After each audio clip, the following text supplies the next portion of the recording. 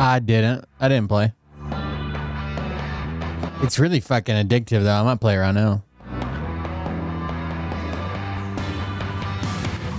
I know no one likes watching me play video games, but damn, it's a fun game.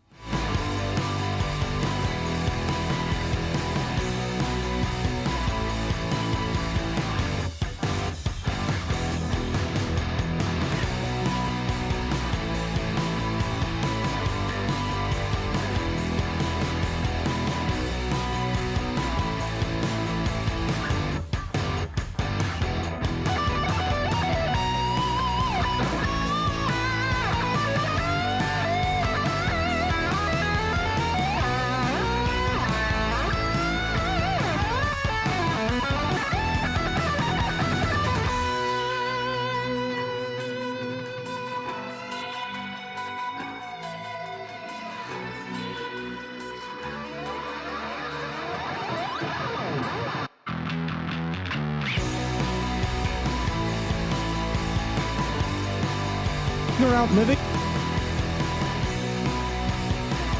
Can this dick fit in your mouth?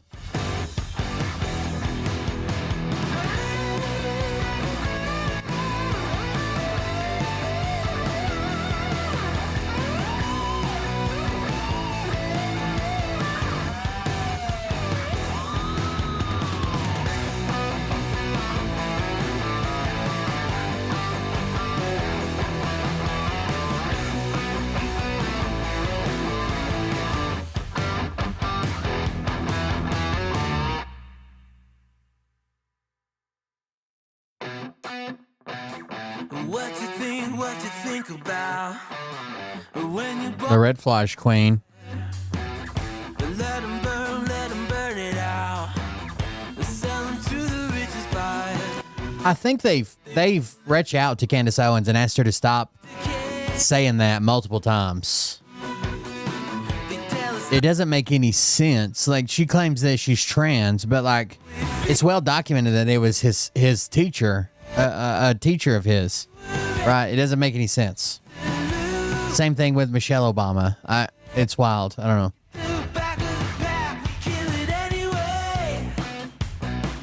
Listen up now, because we're never dropping out. Beat the odds, beat the big house. Our brains are bigger than the doubt. We've been thinking for ourselves, never let the truth fade away. We won't let the world burn away, burn away. We feel betrayed. We were raised to lose the race. Wake it to the back of the pack, kill it anyway to play. You're doing something new with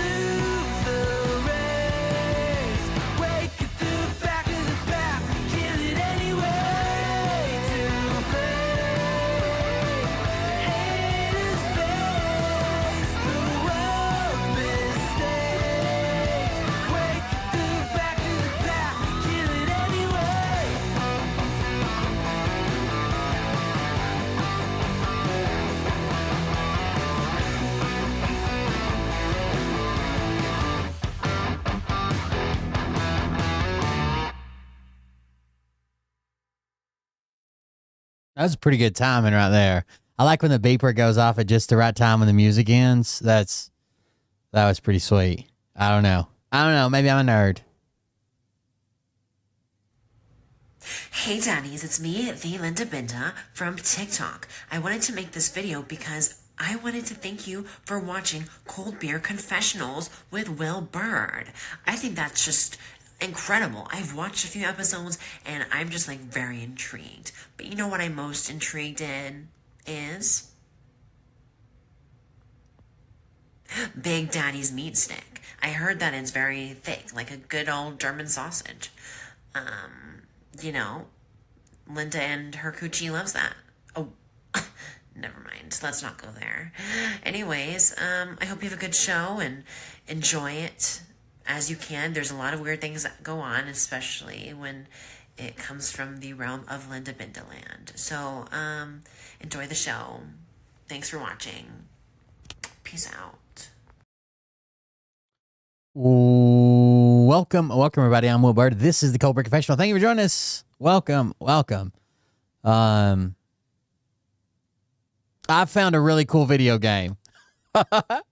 We played it some last night at the end of the show, and I couldn't stop. It's incredibly, and we just barely got into it. It's a fucking amazing. I wish I would have bought it when it first came out. It was pretty fun. So, anyways, thank you guys for joining us. I'm Will Bird. This is Cold Beer Confessional. Yeah, we'll probably go over a couple things. I might be part of a panel show. I don't know yet, on Monday. Not sure. We'll see how that works out. Anyways, thank you guys for joining us. Imagine being this much of a cuck for the president, okay? I just want you to imagine this. Now, we've seen this guy before. He was in a Twitter space with white nationalists, and he was espousing the same rhetoric they have. And when the white nationalists said, you know, I appreciate you helping us, but you know, once we get in power, you got to go too, because you're black. And he's like, well, you know, I'm part of this. And he's like, yeah, but you know, it can't be a white ethno state if you're here, right? That's bad enough. This guy is the ultimate cuck, and he runs around talking about how to be a high value male. So instead of getting gold diggers, you get high value women. What's crazy is they all claim that they want a virgin, an 18-year-old or 17-year-old virgin, and they want to be the only man that's ever with her, and they want her to have 18 babies. But when you actually look into their life, they're paying OnlyFans models who have slept with many men and put all their stuff on the internet. They're paying them to come out and hang out with them and date them. But they claim they want this 18-year-old that's a virgin, that has birthing hips and worships the same God as them. It's wild. But imagine not only bending the knee to the white ethno state. Listen to this. Listen to this clip. Living around white people is not a human right. You don't get to live with us all the time, all right? This is our country that we built. All right, so starting off strong. Living around white people is not a human right. You don't get to live around us all the time. This is our country that we built. This country's for white people. This is a black man that agrees with these views. Listen. Yeah, white immigrants built this country. Thank you. Read the Naturalization Act of 1790. No, it's the truth. This country was founded by white Protestant And yes, men. I understand that black... No, it's the truth. It's the truth. This country is for white Protestant men. By white Protestant And yes, men. I understand that black people have been a part of this country since the beginning because of slavery, and I'm not I think endorsing the girls slavery. over there don't like what you're saying. And I know that, yeah. Yeah, and the logical consequence of slavery is... You know who this guy reminds me of? We'll watch it in a second. Do you guys know who Chid is? I don't know if he's part of a show or if he's just like a TikTok character. But there's a guy named Chit. Do it, lady. That guy. He talks. He has the same speech pattern as the Chit guy when he does this. Yeah, I know. You're saying. Watch. And I know that, yeah.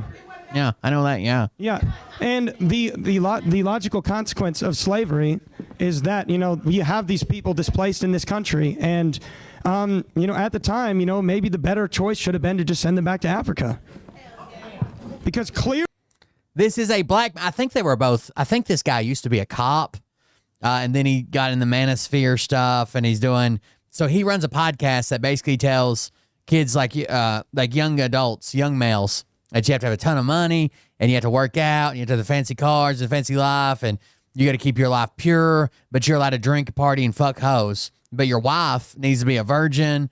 And the whole thing collapses when you look into it a little bit, right? They're part of the red pill.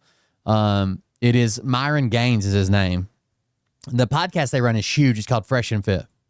Clearly they can't integrate in a proper society. And we should have sent them all back to Africa, right? And that's a black man he's talking to that's going to agree with him. And live with us without just murdering each other in the streets. So it really kind of makes you think, well, now, it's baked in now. What can we do about it?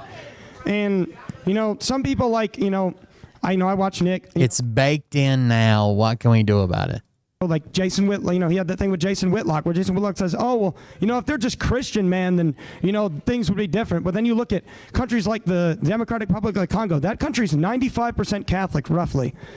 And they have one of the highest murder rates in the world. And, their country's it's a failed state. And it just really makes you think, it's not a culture issue, it's not socioeconomics, it's not religion, then, what is it?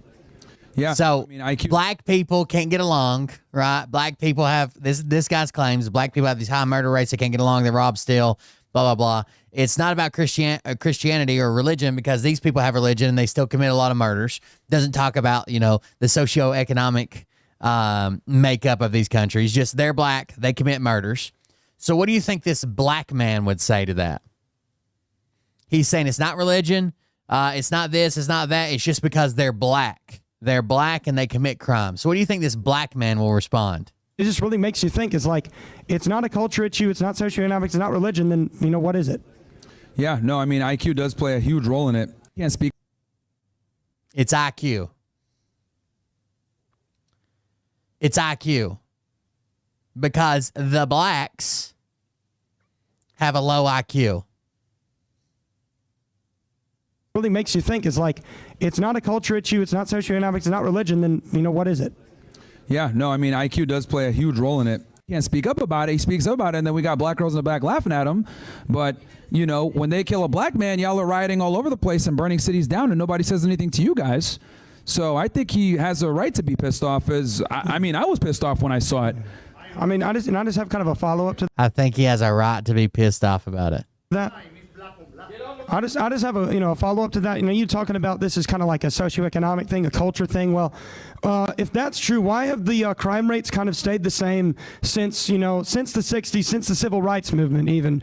Before rap music, speaking on that rap music, why doesn't rap music make white people go just murder people in the streets?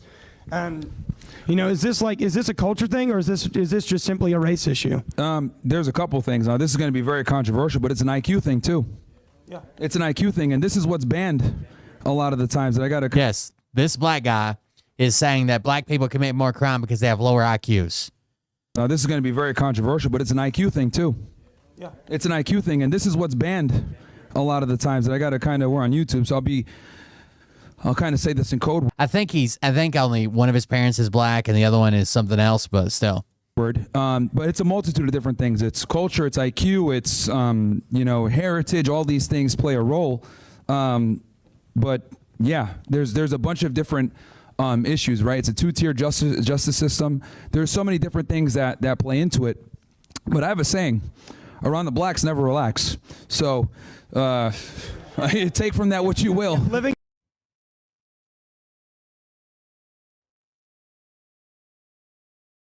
Did you hear his saying he has? There's a bunch of different issues, right? It's a two-tier justice system. There's so many different things that play into it.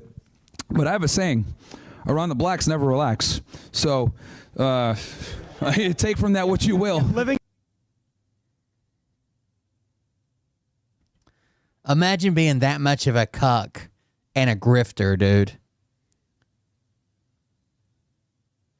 He's from, his family is from Sudan. So they would be Sudanese, I think. Imagine being that guy. Ryan, I'm trying to stream. What are you doing?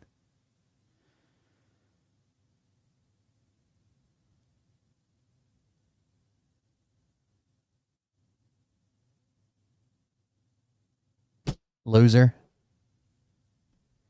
That's an insane. I'm going to play it again, and I'm not going to pause it this time. That's an insane clip. Living around white people is not a human right. You don't. And again, before we get, I'll play it again without interrupting. He was in a white nationalist Twitter space, espousing the same rhetoric they were saying. Like, we got the countries for white people. We got to get everybody out of here. Blah blah blah. Donald Trump's going to help us. This is the first step. All this shit. And then a guy from that Twitter space that was running it said, "Myron, we appreciate you helping us, but when we get our shit together, you've got to go too." And he's like, "What? I'm part of this. I'm helping. I'm basically." He was trying to say, "I'm one of the good ones, right?" And they're like, "Sorry, that's the rules." Living around white people is not a human right. You don't get to live with us all the time. All right. This is our country that we built. Yeah, white immigrants built this country. Thank you. Read the Naturalization Act of 1790. No, it's the truth. This country was founded by white Protestant And yes, men. I understand that black people have been a part of this country since the beginning because of slavery, and I'm not I think endorsing the girls slavery. over there don't like what you're saying. And I know that, yeah. Yeah, and the logical consequence of slavery is that, you have these people displaced in this country, and, at the time, maybe the better choice should have been to just send them back to Africa. Because clearly, I said he was Sudanese about 10 minutes ago. Society and live with us without just murdering each other in the streets. So it really kind of makes you think, well, now, it's baked in now. What can we do about it?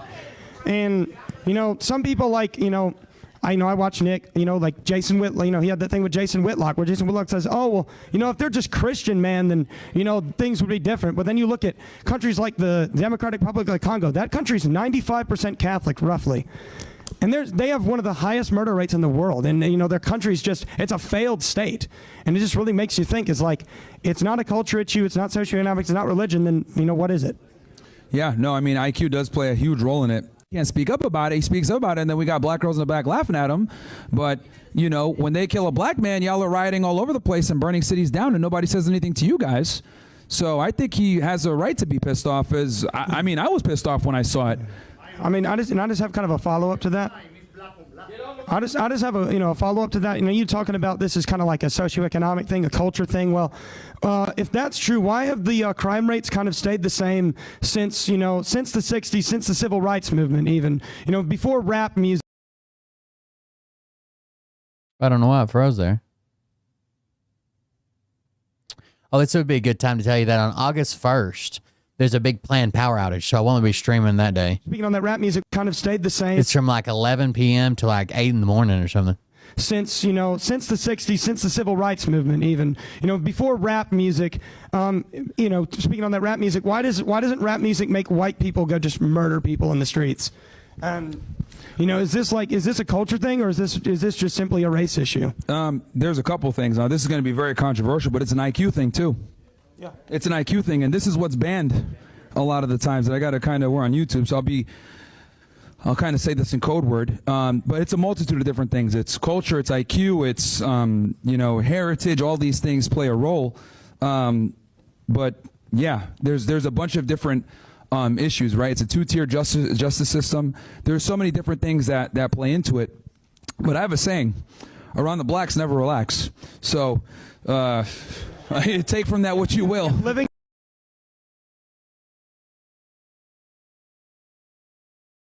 Wow. Wow. Yes, on August 1st, there's a planned power outage. And I'm pretty sure it's going to hit me too. It says downtown. I'm not downtown. My office isn't downtown, but it's part of town.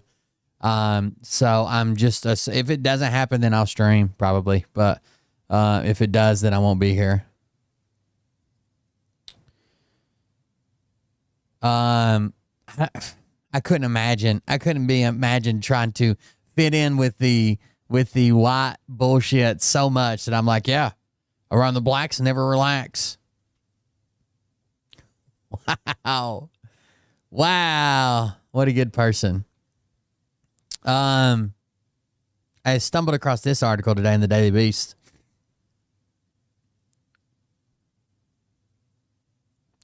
Anti-woke dad who fled with family to Russia sent to the front lines. Derek Huffman, 46, joined the military with hopes of becoming a Russian citizen. His wife has said he was duped into a combat role. What do you think they're going to do when you join the Russian military? An American father who moved to Russia to avoid the LGBTQ plus indoctrination. Now, okay, he claims that his family, his kids are being indoctrinated with LGBTQ plus indoctrination at their schools. What state you think he's from? California? Massachusetts? Connecticut? What state do you think he's from that his kids are being indoctrinated by LGBTQ plus?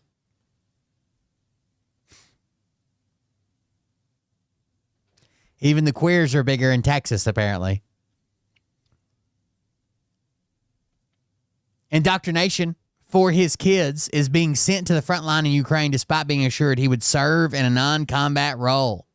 Derek Huffman, 46, feels he is being thrown to the wolves after being told that his job in the military would be as a correspondent or as a welder. His wife, Deanne, said in a recorded plea for prayers, which has since been removed from her YouTube page. Wonder who made them remove that video. Huffman has no prior military experience, Deanna said, adding that his limited training was conducted in Russia. She suggested the language barrier has made her husband particularly unprepared for the horrors of combat. So he was trained for 2 weeks in Russia while they were speaking Russian in the training. He doesn't speak Russian. Unfortunately, when you're taught in a different language and you don't understand the language, how are you really getting taught? She pondered. You're not. So unfortunately, he feels like he's being thrown to the wolves right now. And he's kind of having to lean on faith. And that's what we're all doing. Huffman joined the military in hopes of gaining Russian citizenship for his family through an expedited process. He also felt such service would allow him to earn the respect of his new countrymen, which is something he once said migrants in the United States refuse to do. The point of this act, for me, is to earn a place here in Russia, he told Russian state media last month. If I risk myself for our new country, no one will say that I'm not part of it. Unlike the migrants in America who come there just like that, do not assimilate, and at the same time want free handouts. Undocumented migrants cannot join the U.S. military during peacetime. A program was launched by George W. Bush, which allowed such immigrants to seek citizenship by serving the military. I served with a bunch of people that were not U.S. citizens, and they were using the military as a route to the citizenship. Such immigrants to seek citizenship by serving the military, but that pathway was shuttered during President Donald Trump's first term. We don't care as long as they do it the right way, well, except they're closing down all the right ways.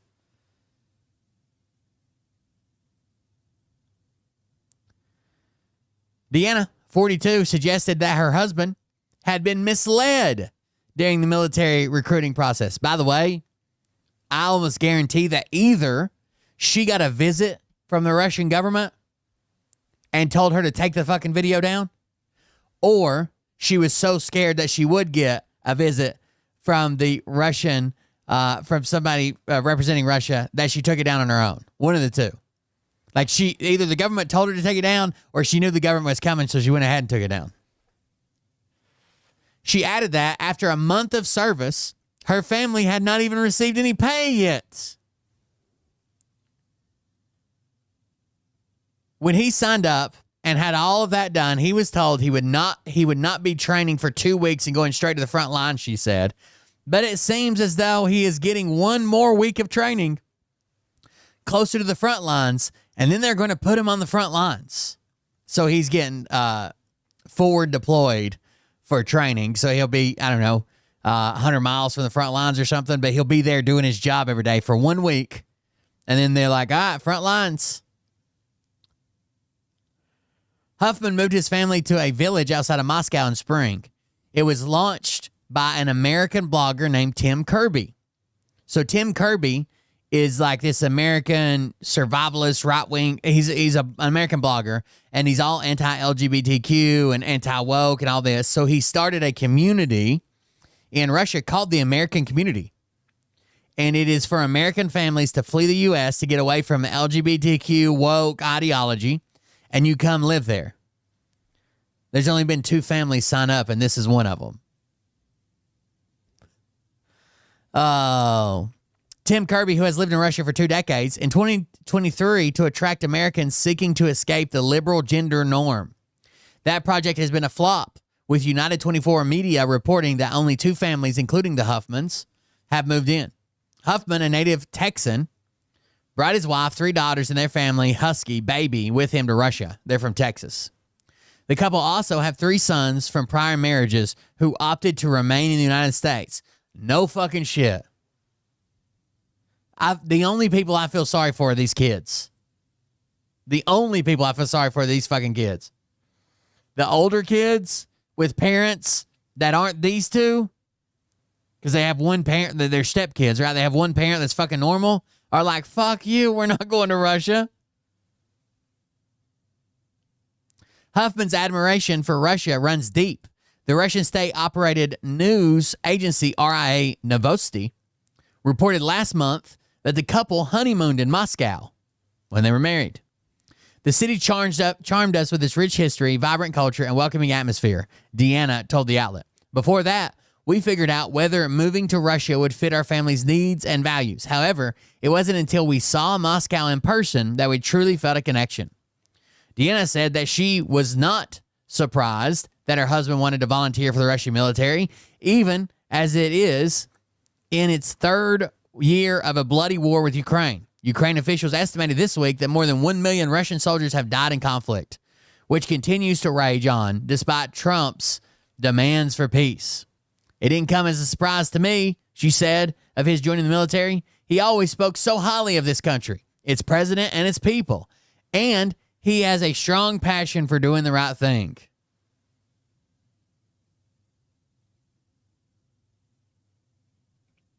I couldn't imagine being duped more. You know the people that like make fun of U.S. soldiers like they're duped, like, hey, you're going to fucking kill kids fighting for oil or whatever. The reason that hurts is because there's some truth in it, right? It is rich people that hate each other that'll send poor people to fight to kill other people they don't even fucking know because the rich people hate each other. You know what I mean? But imagine doing it for Russia and you're an American citizen. Imagine doing it for Russia, dude. On the front lines, baby.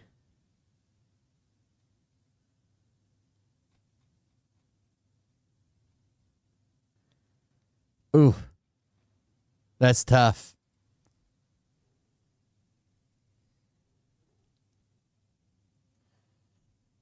My American husband joined the Russian military. Big changes for our family in Russia.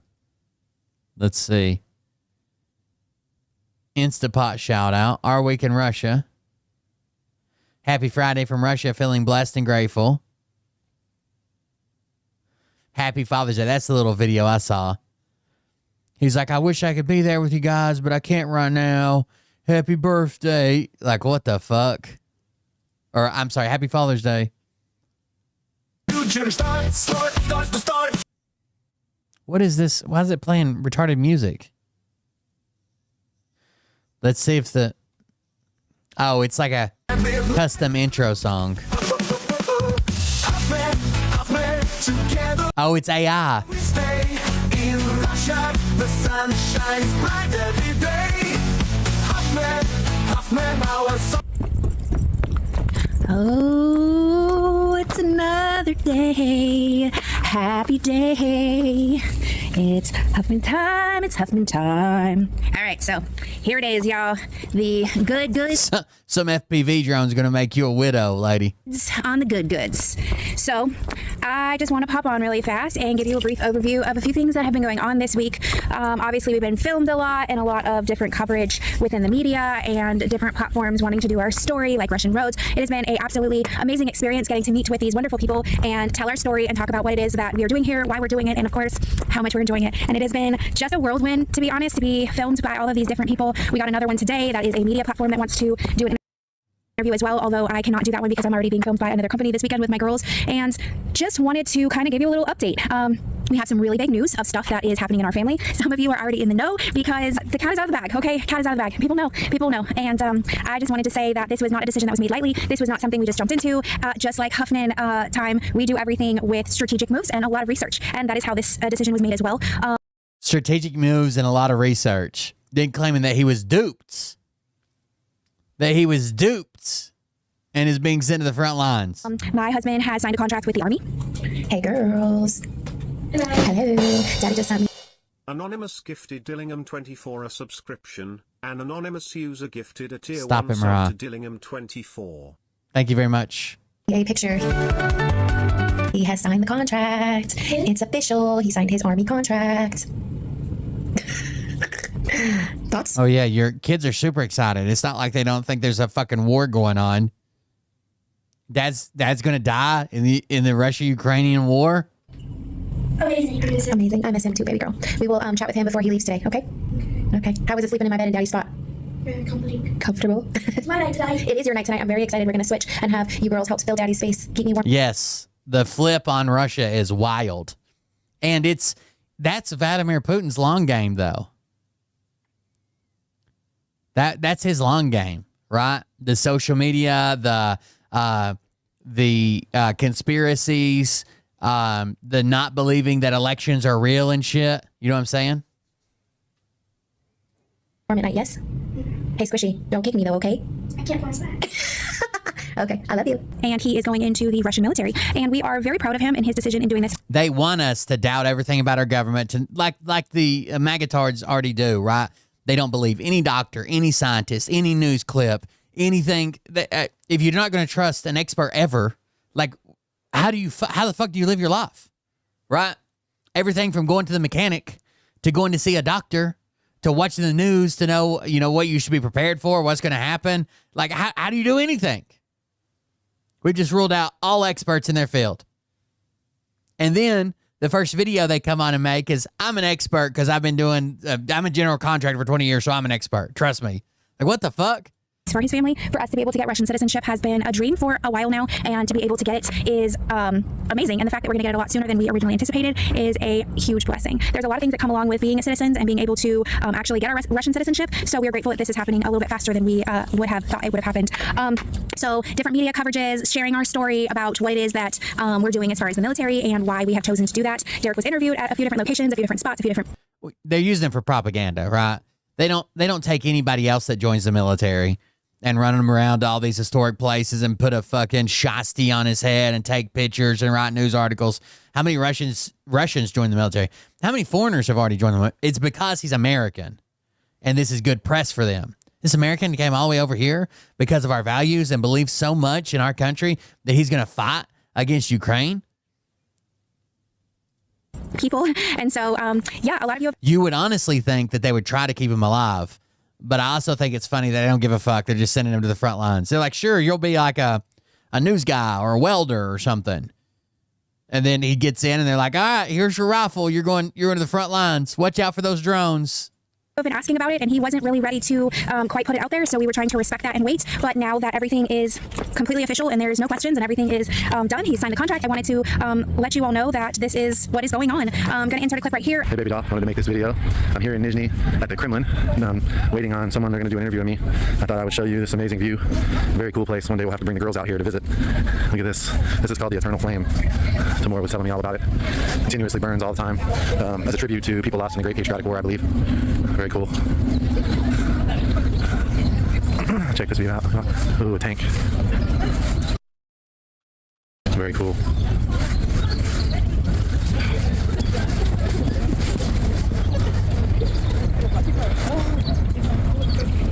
The Great Patriotic War is what Russia calls, I think, if I remember this correctly, is what they call their Western Front World War II fight. They call it the Great Patriotic War.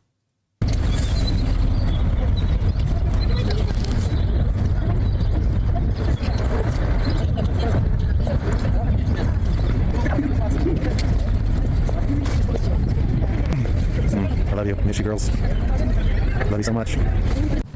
Hello friends, Derek Huffman here. I wanted to let you know little updates, what's going on with me. I have joined the Russian military. I will be heading to the special military operation. Today I did all my medical exams, signed my contract in the morning, and I'm all clear to go. And I wanted to make a video. Bro, they just own you now. There is no, I've been duped. You didn't tell me this. I didn't get enough training. I can't believe that. I was supposed to be this. Man, your recruiter fucked you, bro. Talking a little bit about my motivations to help people who don't feel bad. In the U.S., all our recruiters fuck us too. I think I'm crazy or not quite understand why. Help put it in perspective to why I'm doing it. Why it's important to me. Big reason I'm doing it is for the citizenship. So if I sign a 1-year contract and I go and serve it, my family and I all get Russian citizenship. You get it the regular way. It takes about 5 to 6 years. You go through a temporary residency, and then after 8 or 9 months, you can apply for permanent residency. And then I think it takes another 4 or 5 years of living on that, and then you can finally get citizenship. It's a long journey, a long way.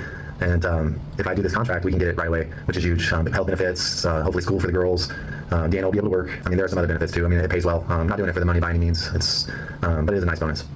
And above and beyond the citizenship, the money, a big part of it for me is about the respect and earning our place here in Russia, earning our. By the way, it's been a month. They still haven't been paid. Citizenship. If you think about America, people just come on in, given everything. They just don't really assimilate, and they'll probably, usually most countries, the U.S., like, if he dies in combat, they'll still be part of the expedited program. The family will, but they won't get like automatic citizenship. Just there for the free handouts. I don't want anyone here in Russia or anywhere to be able to say we don't belong here. And if I go put my body on the line for Russia, I defend the country, our new country. I've earned our place here, and nobody can tell me different or tell my family different that we don't belong here. I like the respect of doing something important. I believe in the Russian cause. Ukraine. There's a really good video on YouTube called "How the Great Patriotic War Became like Russia's." I don't know, centerpiece or whatever, but it's all about how the Russia rewrites their own history. And I understand history is written by the victors, and a lot of countries rewrite their own history, but this is like against every other country's reporting, right? Every other country has a different story. Russia changes it.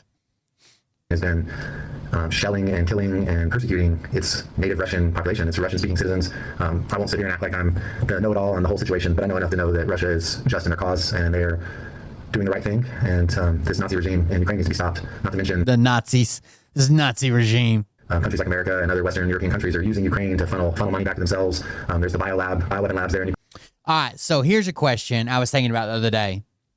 Now, in 2025, Trump supporters are espousing the same things that the Nazis were, okay? And we call them Nazis. So what do? They take that word and turn it around and say, oh, Joe Biden was a Nazi. The left are Nazis because they're doing this, they're doing that. Y'all are the Nazis. What was that word? Or like for a group of people that they used in before the Nazi party existed, right? What were they calling them before the Nazi was such a bad connotation? What were they calling Hitler and his group of people? And then they probably turned it around and said, "Oh no, it's the socialists that are this." Ukraine, nothing good is happening there. BlackRock is buying up all of the land, making billions of dollars. I mean, it's just corruption at its highest level, and that needs to be stopped. And so I believe in the cause. I want to show that we're here to assimilate. We want to be Russian citizens, and this is the best way to do that for me, to make my mark in this world, to make my mark on history, to be a part of this great country's history. I mean, Russia has just a rich culture and a rich history that it doesn't get its due, and I'm happy to be a part of it, happy to make my mark, happy to earn our place here. Yes, it's dangerous. Some people think I'm crazy because I have a family. And all I can say to you is, I'm sorry you don't understand. Yes, it's dangerous, but we're Christians. We have prayed about this. Me and Deanna, my wife, and our family, we have prayed about it and prayed about it and prayed about it and asked God, hey, don't let me go if you're not going to bring me back whole. Shut a door, find some way to stop me from going, make it black and white. And that's exactly what he's done, is he's opened the doors and made it black and white that I should go. It's the best move for our family, and it's gonna really help us establish ourselves here in our new country. God told him to fight in Ukraine. I just think it's gonna be great. It's gonna be dangerous, but I'm gonna do what I have to do, earn my place here. So, just wanted to make this short video to Deanna and the girls. I love you very much. I miss you already. I've only been gone a day, and I'm not even out with my unit yet. But I already miss you, and I love you. Take care of each other, and we'll see each other soon. I love you. We're very proud of him, very excited for this journey that our family is taking. We know that God is going to bring him back safely and everything is going to be okay. So we are not really stressed or worried. We definitely had some tears and definitely had some sadness to see him go, because 6 months for a vacation is a really long time to not see him. And then another 6 months because it is a year contract. This is going to mean big things for our daughters. We are no longer going to be considered migrants and have them have to take a test to be able to get into school. It should also unlock some other wonderful things from the government. Or they're big, like, you see a lot of the monuments in the churches and shit. They're big Orthodox Christians. Is probably their biggest religion, and that's where you see all the big ass churches. Like they're beautiful. But that's what you see in Russia. medical care or anything like that that the girls might possibly need. I don't necessarily worry about them needing anything medical, but it is nice to have the insurance that comes along with the citizenship. Quick little thank you to all of the people that are donating to help us get a car. We're still not sure exactly what kind of vehicle that we are going to actually settle on because we're not even close to having enough money to get a used car that would work good for our family and not be a lemon and break down. Possibly being able to borrow a car because my husband is in the service is a amazing idea. So we're hoping that is going to pan out because that would be fantastic. Just a huge special shout out to everybody who has helped donated to get us to where we are because I feel like we're really coming along in our journey. I did not add at that point a really generous donation from a lady. She sent it directly into our Zelle account. So I do want to give a huge shout out to, I know you know who you are, a wonderful lady that is in New York. She has a family that is here in Moscow. She comes out to visit every so often and I can't wait to meet you. You are an amazing person. Thank you for reaching out and being able to connect with me and have a quick conversation as to who you are and what you're doing, and it is amazing to meet you. I also wanted to talk to you about new platforms. We are a little nervous about getting pulled down from YouTube. The word Orthodox just means like the original, like back to they trace their lineage, or say they trace their lineages all the way to the original church, like when Jesus. There's a lot of weird ceremony and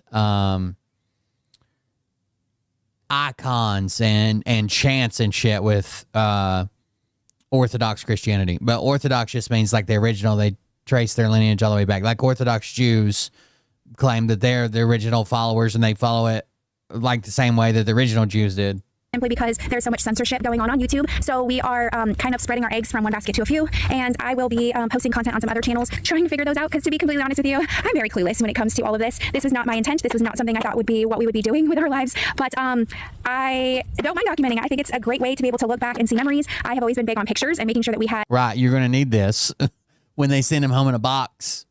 A way to capture a moment so we can look back and go, wow, that was so fun, and remember this, remember that, and jog memories back to what it was that we had done and things that we had experienced. So honestly, filming has been kind of fun to be able to get more than just a picture, actually get a little bit more of an insight into what it is that we are experiencing, not just for our friends and family, but for others out there that are interested, as well as ourselves, to be able to have like a vlog that we can look back on and be like, remember when that happened, or remember when this happened. So that is a very exciting thing that we are getting done, and we are very excited about that. Thank you all so much for your support. There was also a donation on Orthodox Christians pray to the saints. That's something that's a lot different than probably the Christianity that we grew up with, or at least I did. They pray to the saints almost like, even though they hate the Catholic Church and the Pope, that's like the Catholic Church thing too. Buy me a coffee. Doesn't tell me exactly who it's from, just the amount that was received. So I am a little disappointed in those platforms not being able to give me a way to give a shout out to those people, because we really appreciate it. And every dollar, every ruble, every single penny at this point is so huge in our family's journey as we are trying to get everything lined up in a way that we can actually assimilate and be. Dude, I've thought about, like, could I go back? Could I fight in Ukraine? Could I keep up? What do I think it would be like? But then you see these fucking drones, dude. They're goddamn terrifying. I think back about so many times in Iraq that, like, if they'd have had a fucking drone with an, I'd be a dead motherfucker. We did crazy shit. We were just out in the open and running around, running back and forth, running ammo down to people. Like, what the fuck? With a drone? Proper citizens. So it has been absolutely amazing. We had a Russian teacher reach out and say she was more than willing, wanted to do a mixture of the Zoom calls as well as some in-person, because she lives in the village, lessons for our daughters so that they would be able to get more of the language before they start school. Unfortunately, I don't think it's going to pan out. We have had a conversation with her and she said that she is unable to come out and do that. So I know. So I fly FPV drones. I know what they could put it through the turret on a truck easily, right? Put it through your window. Put it so many fucking places that we felt safe and secure. Like we were behind cover. It was enough cover to where unless there was somebody on the other side, we weren't going to get shot. We're getting shot up from one side, and we could take cover. We could return fire. But the easy access to drones. At that time, we had drones and they didn't. Right? We was Iraq and Afghanistan. We've got drones. We've got air superiority, and they don't. I don't know. That's terrifying. And you can't outrun the motherfucker. It flies 100 miles an hour. Since that conversation where she was supposed to come last week, I have yet to hear from her again. So unfortunately, it's just the one guy that lives in the village, which is really nice to have at least somebody, but we need to look into having an actual Russian teacher and being able to get that set up for the girls, because they don't even know Russian. None of them speak Russian. Feel like you have to have multiple ways to be able to actually take the language in and learn to be able to make it work. Thank you so much for following us on our journey. It has been quite an experience, all the different things that we've been able to go through, all the different filming, meaning our daughter is being able to experience going to the zoo and doing jump park, because those extra funds are just not there right now while we're getting everything lined up, because our house was more money than we expected it to be, so we're not really able to do too much curricular activities that are just fun and enjoyable. So I know some of you are really worried that we're getting filmed a lot, and that is not the best way to do things, but for us it has been absolutely amazing and very helpful to be able to connect with the girls on a level where we're having fun and just enjoying things. I want to also tell you all about our neighbors. Yep. You probably noticed in the background there's a lot of changes that have happened to their house. They only have the container. The other one is now missing. Where did it go? Okay, well, I'll insert a little clip here to tell you all about it. We had people come over 2 days ago and do some landscaping work on their house. They took that big pile that was in their backyard. They took the shower that was the makeshift shower in the back, all the wood. They really cleared out the land, and it is looking so fabulous, making it flat and really just clutter-free. And we are so grateful to have that for our next door neighbors, because I'm sure having all of that was not the most pleasant in their yard. So that has been a really fun thing. With that being said, you see two in my background. Yes, one is theirs, which they own, and one is ours, which we own. The company is supposed to come back out and move them. We're going to have ours set along this back fence, just not too far back, just kind of lined up with where our house is at along that back fence. So then that way it is in our yard, and we still have an area to stow all of our suitcases that we brought to move here. And they're going to move theirs along their backyard. So that should be done, we thought, yesterday. So I'm assuming sometime this week. It would be really nice to be able to look outside of the girls' window and be able to actually see down the road without having that blocking our view. So I just want to say thank you all so much for watching our family and watching our journey. I would say that house is probably expensive. I don't know what building costs are in Russia, but it looks like a modern, very nice modern home. And I will talk to you later. Bye. At least learn some Russian. I'd love to get by or know if somebody's fucking you over or something. Like, I don't expect you to be fluent, but damn, like maybe spend a year before you leave. Heavily, especially if you have the money to move and shit. Heavily. Like, I'm talking like classes every day, 5 days a week or something. Learning Russian. Like, holy fuck. It seems wild.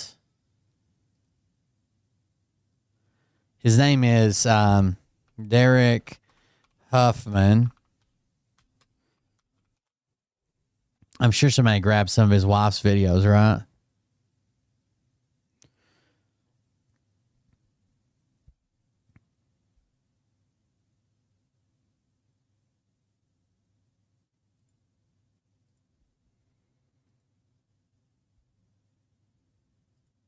I wanted to share a little bit about what's going on with Derek. When he signed up, This looks like the deleted video. and had all of that done, he was told he would not be training for 2 weeks and going straight to the front lines, but it seems as though he's getting 1 more week of training and closer to the front lines, and then they are going to put him on the front lines. So we are all praying really hard that he could actually be utilized for his skills and not just be put as a fighter. He signed up in Nizhny to get less money because he was told they would have more control. At first they were trying to petition that he would be able to be more like news reporter, but like in the military, and being able to just like report what's going on, and just be Oh, they're not going to let him be a news reporter? able to like tell the world what's happening from his perspective and what he's seeing, and that was denied. So after the wait for all that, they then said that You know how good journalists do in Soviet Russia. be able to put him in like a repair battalion because of his 10 plus years in welding and the experience for that. They just need bodies. They'll tell. I'm assuming they'll tell him anything to get him in there, right? He even said, "I have 10 plus years welding experience." They're like, "Oh, you can be a welder," and they're like, "No, here's a rifle. You're going to the front." They just need bodies. So he would actually be able to do that, and he would have the control to be able to be in a safer environment. But At least the Americans that went to Ukraine formed their own units. I follow some of them, some of their videos and stuff. Form their own units and have English-speaking people with them, or at least somebody that can speak enough English to where they're not getting killed, right? They know where to go, know what to do. And they formed units that, like, you'll have 8 guys that all speak English. They're from America. Then you have one guy that at least speaks like a little bit of English to run around. doesn't seem like that's happening, and the foreigners unit is still being taught in Russian, and he doesn't understand Russian very well, so he's kind of struggling a little bit with that, and not getting He's got it. any training, because unfortunately when you're taught in a different language and you don't understand the language, how are you really getting taught? You're not. So unfortunately he feels like he's being thrown to the wolves right now. We are petitioning some public figures to hopefully help in politics and be able to make it to where he can be put where he could be used more efficiently. He also messaged me that basically $100 100 with 2 zeros. Sorry, I'll put the comment up.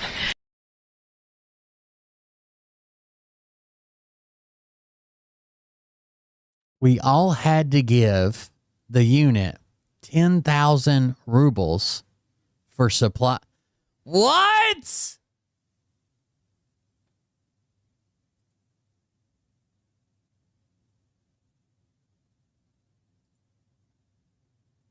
No fucking way. Is this a pyramid scheme?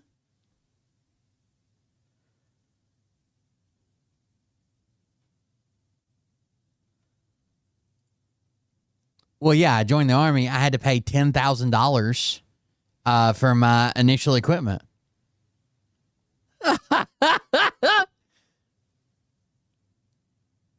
No way I would pay to join.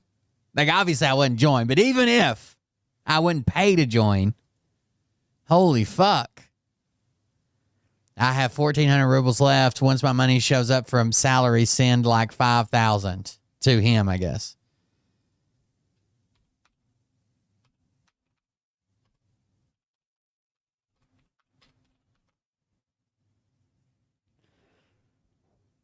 Yeah, it's like 130 bucks. You had to pay to join.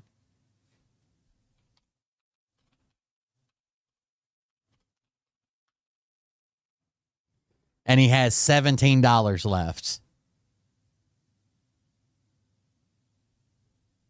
He has $17 left to his name. And they still haven't been paid. At least that's what the news story said. And so he's 17. That's a calm. Don't worry about it. needing money, and I can't send him money right now because we have not received any payment yet. He has been gone for a month and he hasn't received anything, not a bonus, not nothing. He's received nothing. Apparently he's paying for supplies or helping to pay for supplies. Dude, if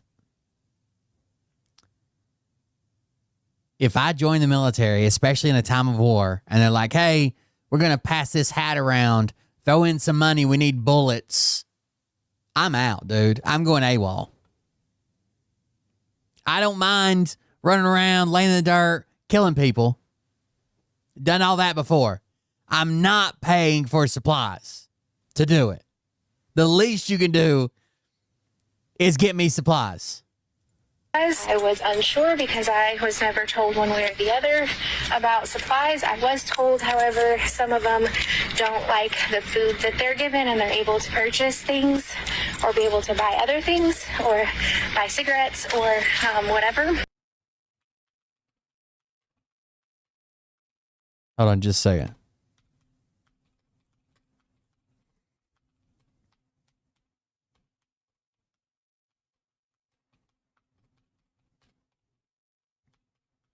Paying for their own supplies.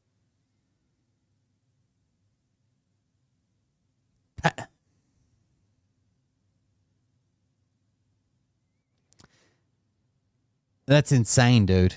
Insane. He did get, that's dupes. You got dupes. French President Emmanuel Macron and his wife Brigitte are suing right-wing podcaster and conspiracy theorist Candace Owens. The defamation lawsuit filed today in Delaware claims that Owens has engaged in a, quote, relentless and unjustified smear campaign against the couple. The complaint goes on to allege that Owens spread outrageous conspiracy theories that France's first lady could be a man, that the Macrons are related in committing incest, and that the Macrons, the couple, is being controlled by the CIA. Obviously, those are deranged claims. In response to the filing, Owens posted a screenshot of a news story about the lawsuit on her Instagram page and wrote, "I will be coming for this wig today. Stay tuned." Owens has, of course, a history of all sorts of deranged conspiracy theories and vile anti-Semitic rhetoric. She was temporarily suspended from YouTube for anti-LGBT comments. Joining us now to discuss is Tom Clare, the lawyer for the Macrons, Emmanuel and Brigitte. And we should note that if people recognize you, they might remember you from the Dominion case suing Fox News for defamation, which resulted in a $787.5 million settlement from Fox, but who's counting? So the lawsuit claims that this has been a year-long campaign by Candace Owens. Why are the Macrons suing now? Like, what changed? Why sue now? Well, this was really a last resort. We have attempted to engage with her for the last year, putting evidence in front of her, request after request after request, that she just simply do the right thing. This is not a legal thing. Do the right thing, tell the truth, stop spreading these lies. And each time we've done that, she mocked the Macrons. She mocked our efforts to set the record. They mocked the requests, right? They're telling me to stop saying this. And again, there isn't evidence for this, right? She was a school teacher when he was in school, and they were dating then. His parents sent him away because it was such bad. People were talking about it, right? There was just so many rumors about it, and then he still comes back and marries her. Like, there isn't any evidence for this at all. Record straight. She refused to retract what she had said. She started a merch campaign. She's selling T-shirts mocking and celebrating her defamation of them. And enough is enough. It was time to hold her. But she thinks, I'm sure she's just glad her name's being mentioned somewhere, right? She needs all press is good press, right? Unless they take all of her money. Accountable for this. Poor and destitute. The lawsuit alleges, quote, every time the Macrons leave their home, they do so knowing that countless people have heard and many believe these vile fabrications. It is invasive, dehumanizing, and deeply unjust. Some people out there might think, really, the first couple of France can't leave their home in France without worrying that people believe the deranged nonsense from this American podcaster? Yeah, what people don't really understand, and a lot of people go on TV and talk about the president, talk about the first lady, pundits can get on and talk about them, but what people forget is these are human beings. These are a married couple. They have so. There's also saying this a time or two, and then there's going on a campaign about it, right? She has a whole, fucking 12-part series about Macron and his wife and their family and everything. There's one thing about saying it, and there's another thing about being on a campaign because you want people to know this. Social life, they have a private life together. They have the same feelings and the same hurt from these sorts of defamatory statements as anybody would. And it does have a material impact on them. It is, it's incredibly upsetting to have this said year after year. And this sort of falsehood is a cancer. And it metastasizes into, obviously, the media, but it also metastasizes into other circles that they're running in. They get asked about it, of course, even in the circles that they run in. They get asked about these campaigns, and they shouldn't have to go through that. It's pretty horrible. She also engages in Holocaust denial and all sorts of anti-Semitism. She just posted a video reacting to the lawsuit. She calls it a, quote, obvious and desperate public relations strategy. What's your response? Well, first of all, I'd like to thank her for that reaction to the lawsuit. She's only helping us with our claim for punitive damages by expressing no remorse and obviously doubling down on these falsehoods. But I don't think she's going to feel the same way about this being a public. They're going to win.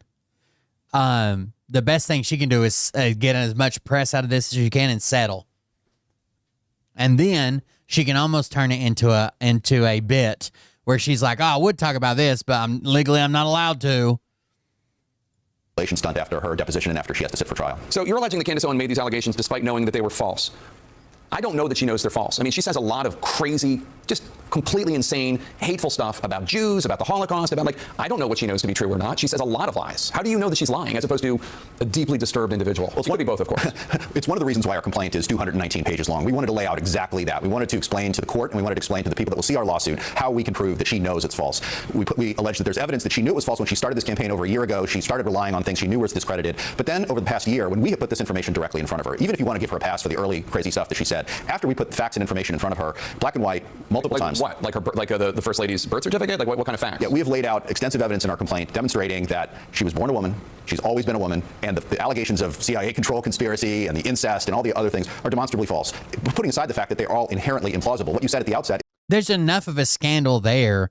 You don't have to make up this other stupid shit, right? It was his teacher. There's a gigantic a 30-some year age gap or more. There's a big deal there already. It's obviously really important in our system. If you're making an inherently implausible allegation, the standard is higher. You have to come forward with better evidence if you're going to say it. She has none of it. All she's done is mock them and ridicule them and repeat. And again, if you watch that Jubilee thing, I watched it again today, or had it playing in the background, just listening to bits of it while I was working on something. But there's so many people that believe this crazy shit. We like to think it's such a small minority, but you can go to that Nazi guy's GoFundMe and look how much money he's fucking raised. There's way more than we like to admit, okay? way more that believe this crazy fucking bullshit.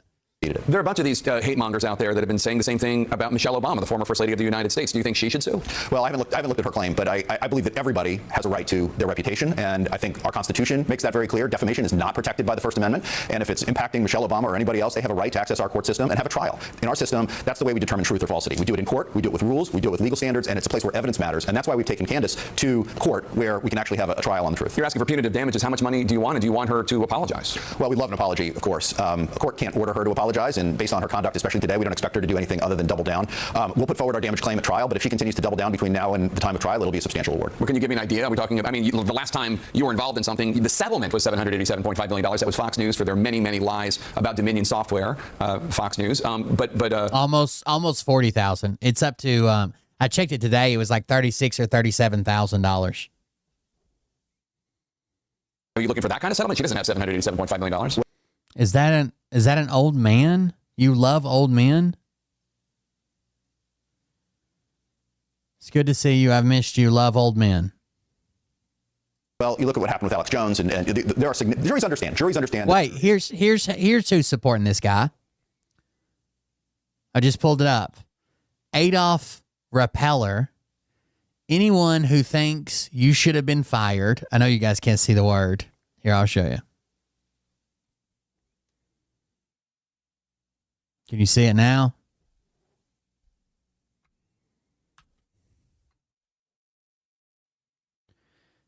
Anyone who thinks you should have been fired deserves to be graped by...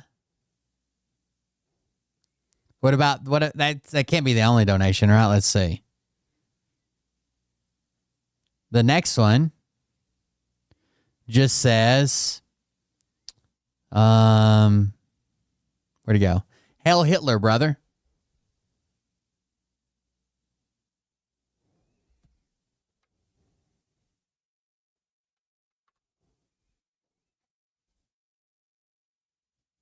Does this set the precedent for firing people for being open communists, socialists, or other Marxists? Sounds like they volunteered you to stream full-time and dedicate everything towards Christ. W. May God bless you, my brother. Anne Frank was ugly. Deport Medi. And let's make Pine Sap the next Shiloh Hendricks. Shiloh being the one that called the little kid the N-word. Actually, let's make everyone canceled rich and encourage cancellation.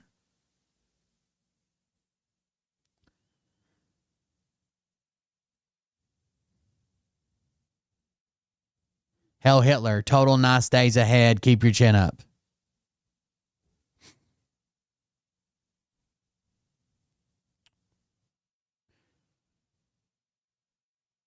The libertarians speak of the individual. Who is this person and why is he more important than the rest?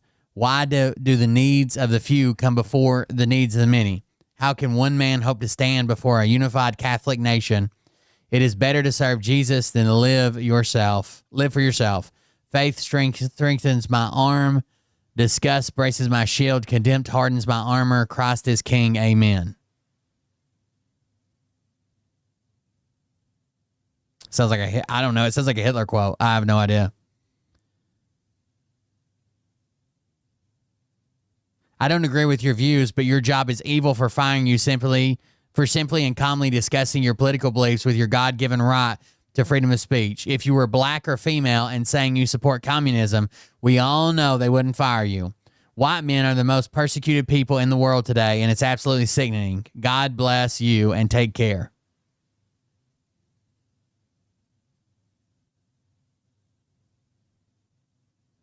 Insane, dude.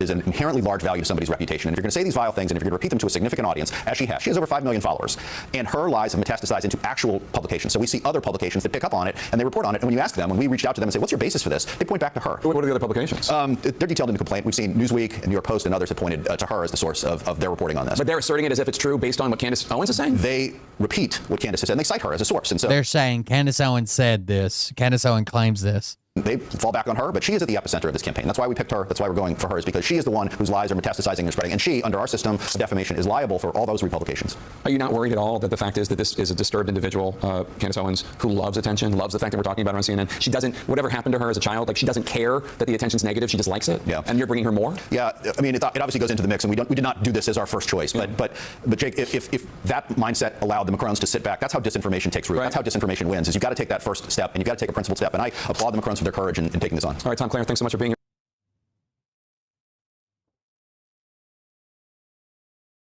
here. Insane, dude.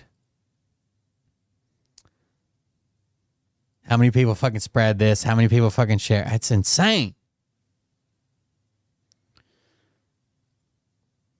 Here's a good clip from Congress.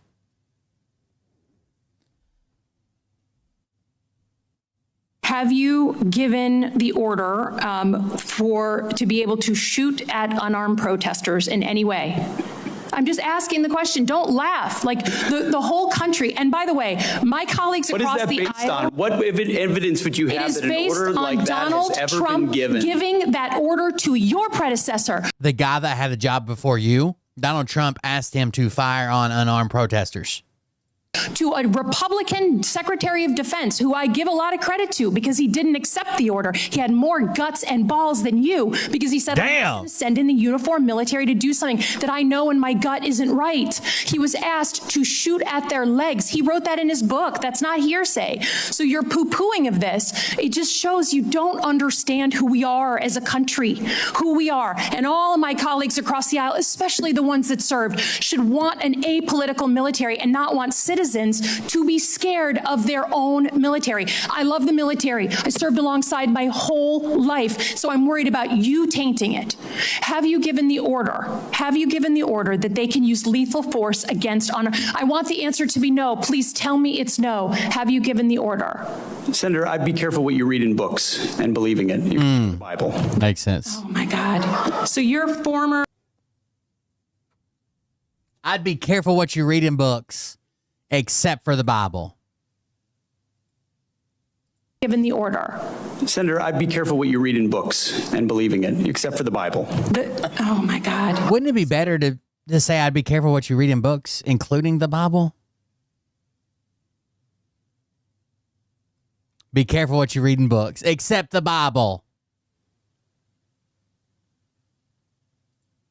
What's wrong with these people?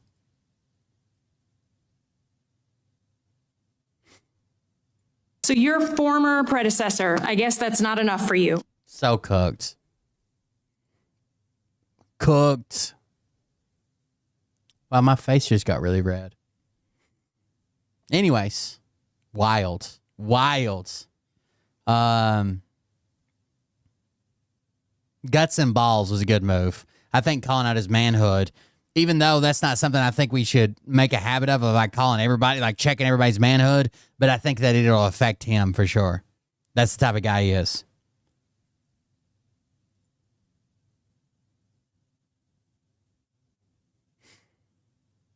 Last week, the Wall Street Journal published an article about a dirty birthday card that President Trump is alleged to have sent to Jeffrey Epstein for his 50th birthday.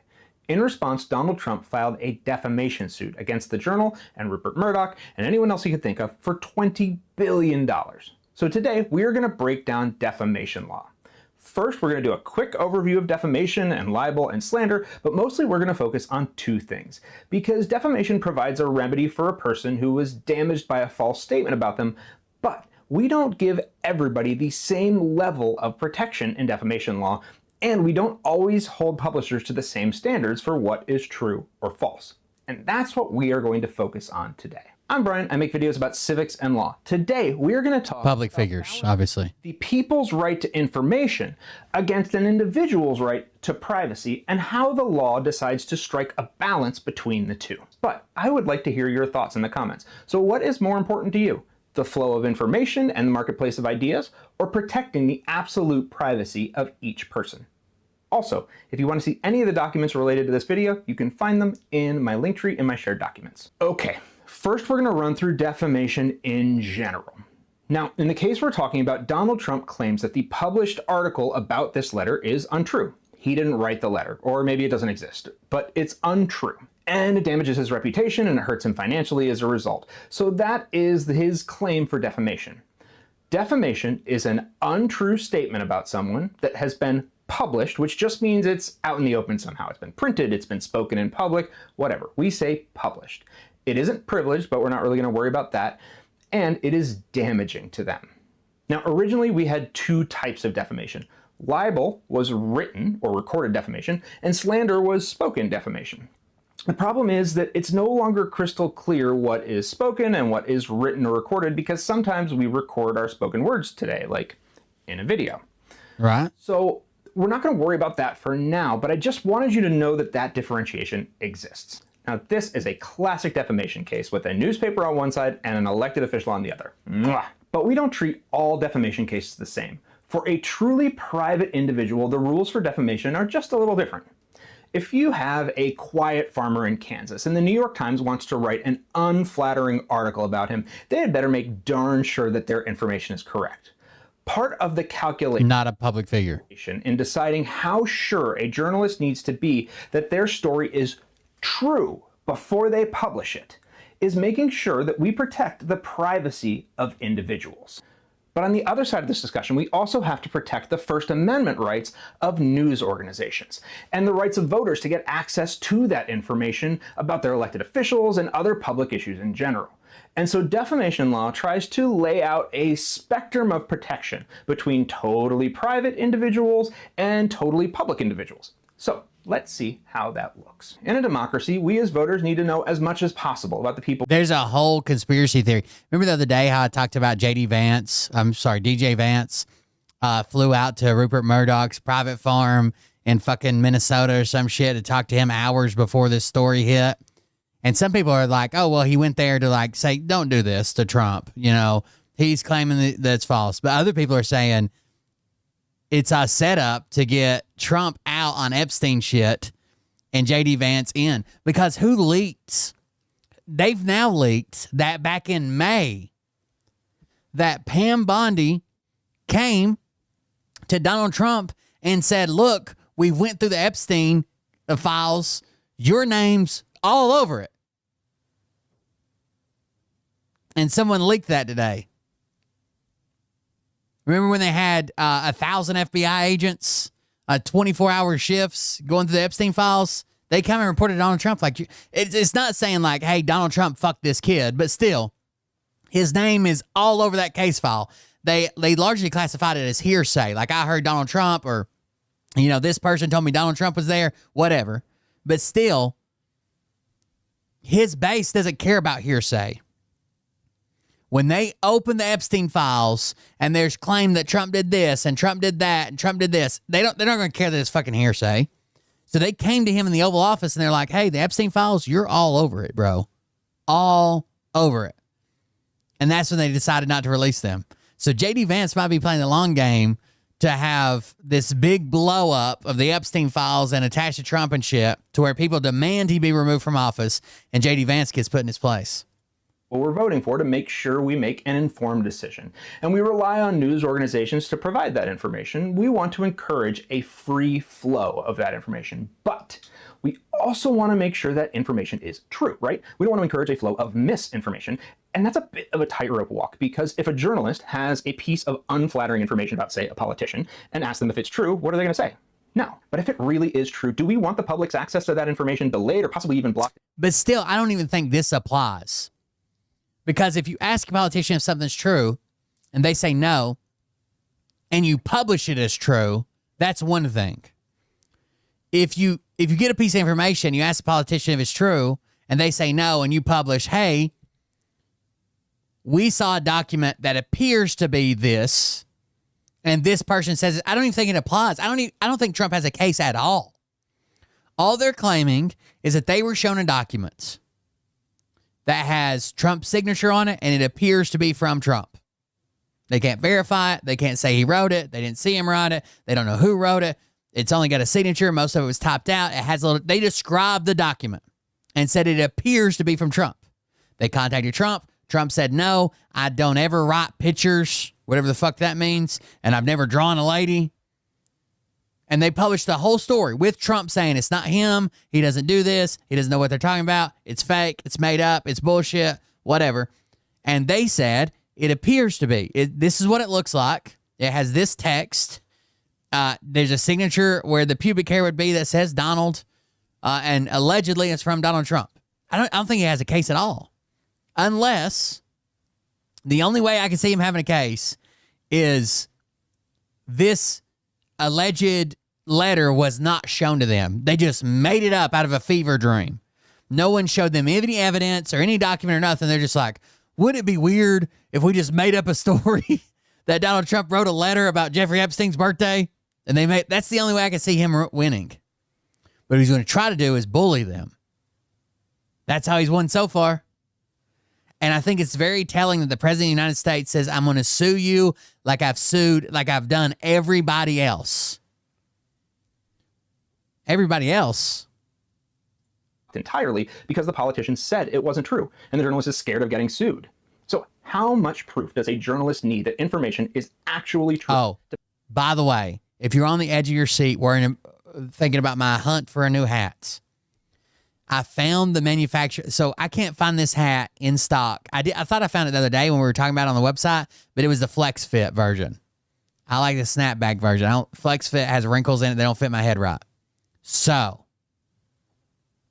I went to the website. I found the item that's out of stock. Who makes it, which is a Richardson company, and I'm just ordering a plain Richardson hat. We just won't have the logo on it, but it's the same fucking hat. I don't care if it has a logo or not.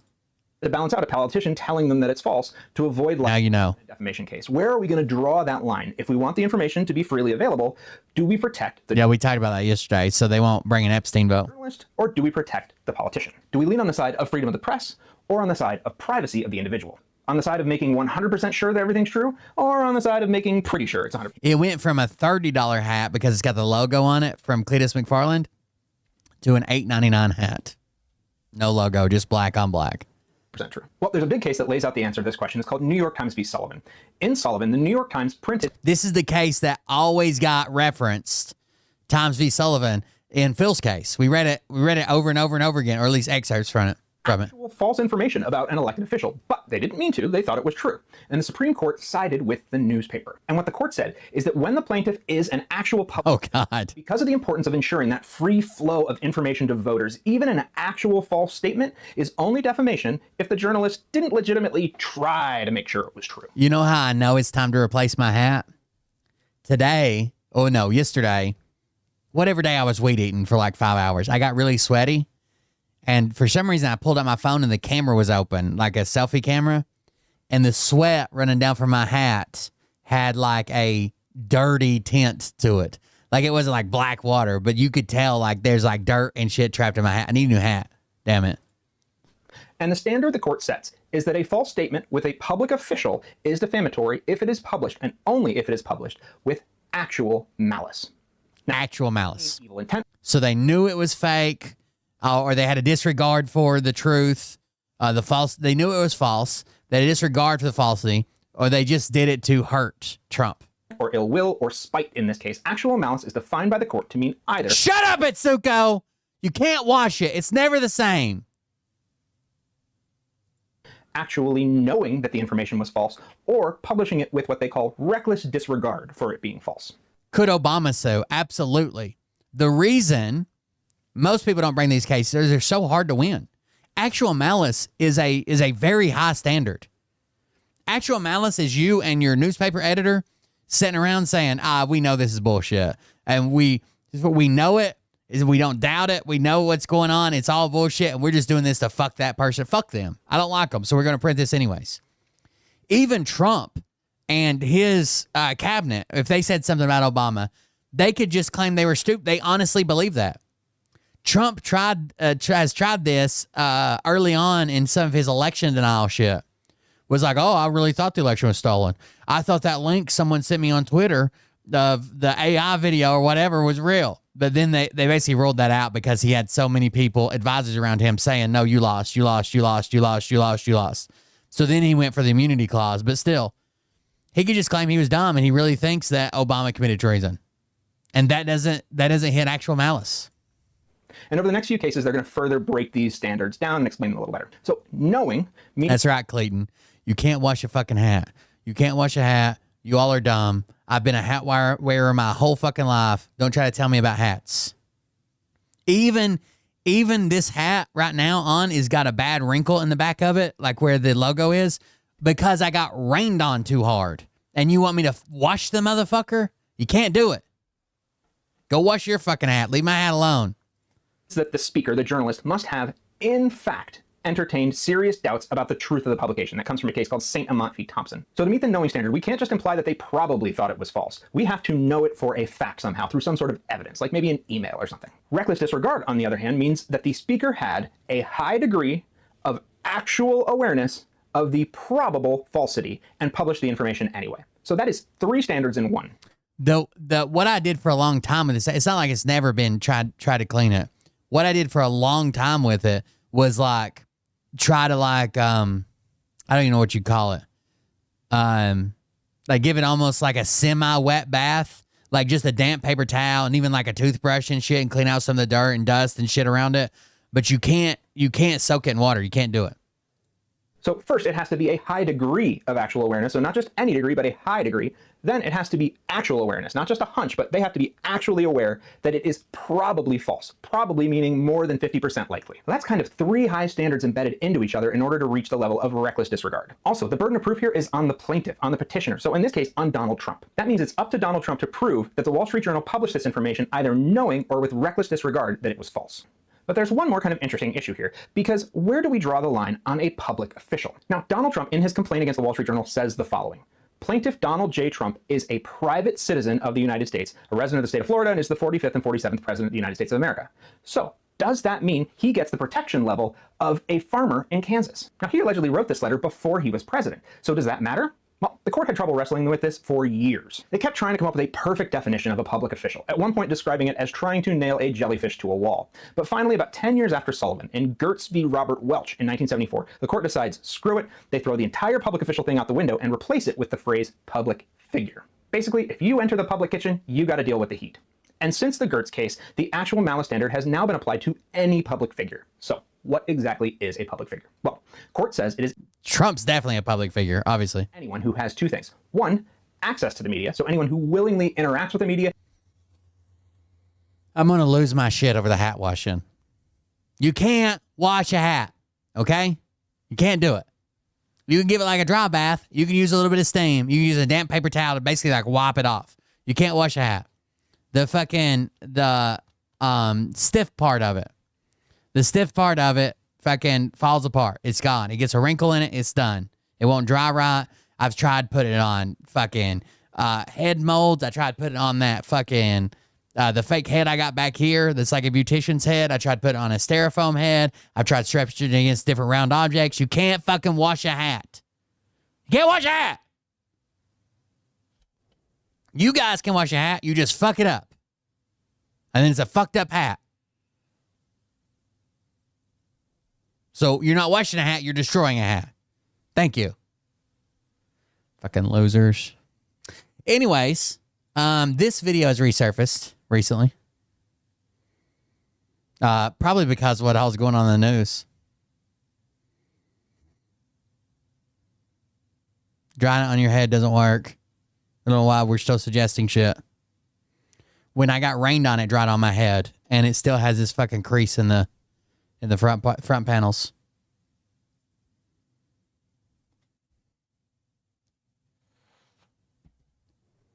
Relationship with Donald Trump. What do you mean by personal relationships? Have you socialized with him? Yes, sir. Yes? Yes, sir.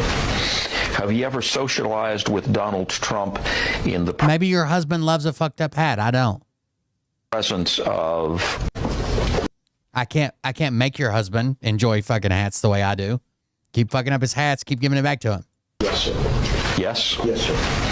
Have you ever socialized with Donald Trump in the presence of females under the age of 18? Have you ever socialized with Donald Trump in the presence of females under the age of 18? What's the answer, chat? What's a normal person's fucking answer?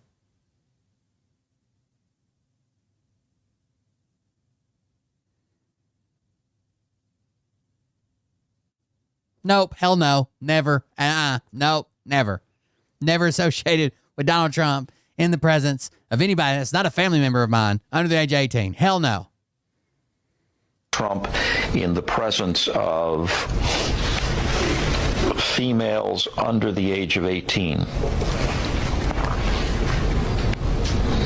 Though I'd like to answer that question, at least today, I'm going to have to assert my 5th, 6th, and 14th Amendment rights, sir. He's got to assert his 5th, 6th, and 14th Amendment.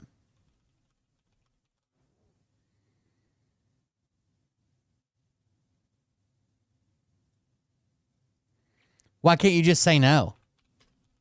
Or even, it's not yes or no only. You're not taking a lie detector. Why not say, well, only, like family members or whatever, I've got a niece that was 17 at the time. Probably she was probably around at some point. Even add in some crazy aspects to it. But say, I've got to plead the 5th.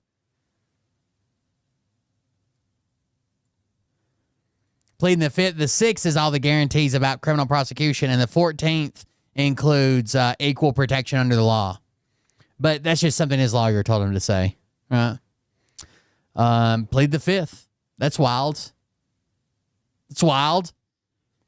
Did you know a famous YouTuber once invaded Epstein Island just to see what was hidden inside the Epstein Temple? His first attempt was in January 2023, when he and a friend rented a small boat to scout the area. From the sea, they mapped the island and tried to figure out if there were guards patrolling the area. After scouting, they went home to plan the best route to reach the temple. At first, it seemed simple, with few guards and surveillance cameras. A week later, he went back, this time alone. With his rented boat, he got to the island. In the video, he showed guards passing pretty close to him, but he managed to avoid them. After walking a long distance while crouching, he finally arrived. I think we watched this when this happened, didn't we, on stream? Took his time recording and showing the surroundings of the temple. Then it was time to see the inside. He tried to open the door, but it was locked. So he went to the dark windows and tried to look inside. At first, everything looked normal. Just furniture, a big piano, and what seemed to be expensive paintings. But then he noticed something. A large carpet covering half of what appeared to be a hatch. Clearly, there was more to the temple than he could see. Before he could think of There was some type of underground hatch. a way in, he heard the voices of guards coming closer. He got out safely, but left with even more curiosity than when he arrived. Other YouTubers tried the same thing, but he was the closest.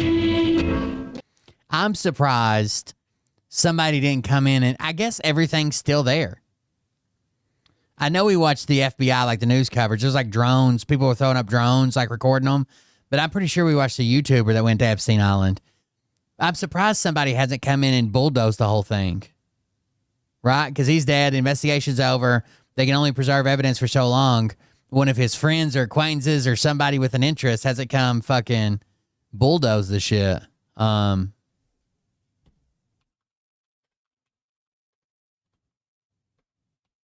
Y'all running around with fucked up hats. My hat's perfect. Fucking losers.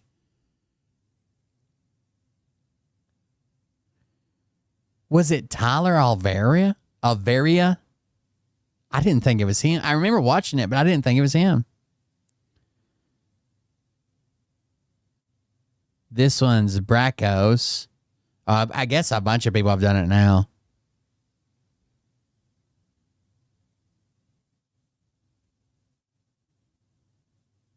That's not sneaking on the island. I think that's using archival photos and shit, documents, drone footage. Here's the Bracos one.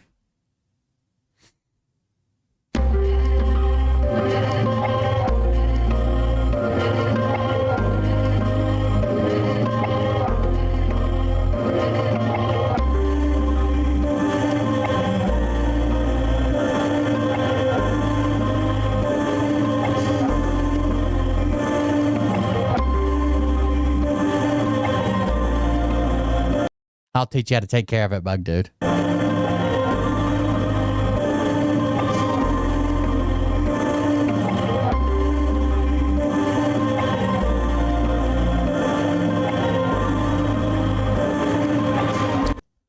No.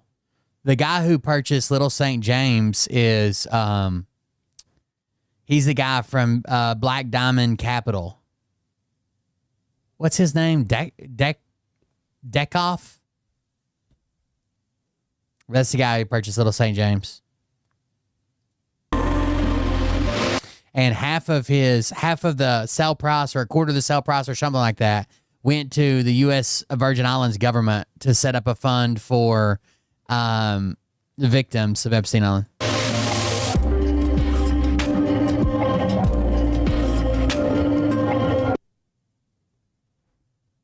On August 10, 2020, a photo was publicly released on Instagram with the caption, "Jeffrey Epstein's private island has been cracked."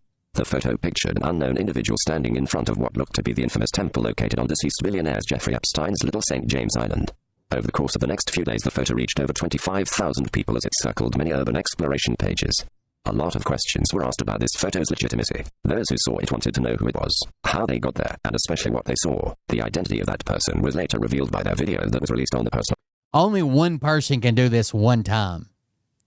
Right? Because as soon as this goes public, so it's going to go so fucking viral that they got to have 100 fucking guards there now. Account. The island, located in the United States Virgin Islands, had only once prior been infiltrated by independent journalists in October 2019. The mysterious island has been confirmed to have workers and caretakers on at all times. Many locals warn that the island has armed security. The video you are about to see is the extended version of the illegal 2020 visit. I need to get Mr. Beast to send me a fucking island. Watching some HD. Oh, you're good. See if there's anything stuff to see. No. Oh my god. I'm good. I'm rolling. When it's like my camera's rolling. This is the old main entrance.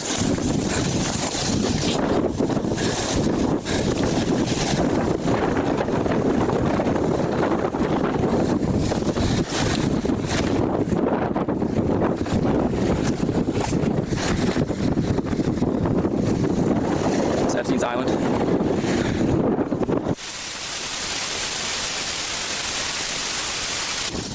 Everything's boarded up and shit. Beautiful. As I said prior, it's kind of strange that they painted all this on and didn't actually go through the stonework. This is just painted false doors. That's really amazing. Not many people are gonna get this view ever. Yeah, I mean, it is an amazing thing about all the horrible shit that went on there, but it is an amazing island. Like, if you weren't fucking kids on it, look at that view and shit. Okay, some good views. It'd be a good place to fly a kite.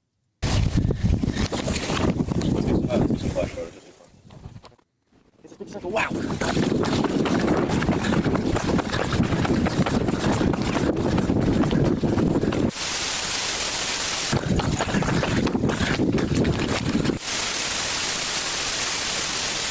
Look, this would have all dirt, motherfucker.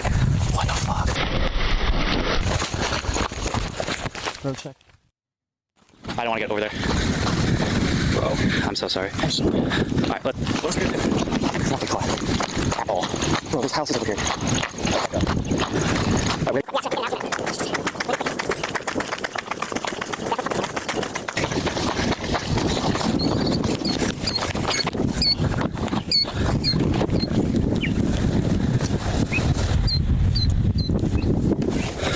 Yeah, we fucking did it. Oh my god. So we think we got fucking cheese, right? We're sprinting up right now. Yeah. Sprinting. Yeah, both. We can barely walk. Slow down a little bit. You look like you're hot. After we get a little bit around the corner, we'll go up. We're fucking doing it. We're fucking doing it. This is so surreal right now. This is so surreal. Why do we just fucking, why do we have to go to the fucking main house? It's another good. I'm gonna cut off in like a minute. Her almost other blind spot. So right after this. It's 20 more feet. Alright, we're going up. Let's go. Yeah, we're blind. Go. Watch out for cacti and moving around. I'm fucking lightheaded. Why do I have to be so drunk? We're at the greenhouse right now. We're at the greenhouse. We're not live. Video. Camera roll. Need a fucking ghillie suit, bro. A little bit of a trail. Ah! There you go. There we go. Found a little bit of a trail. He's screaming as he's being attacked by a thorn bush.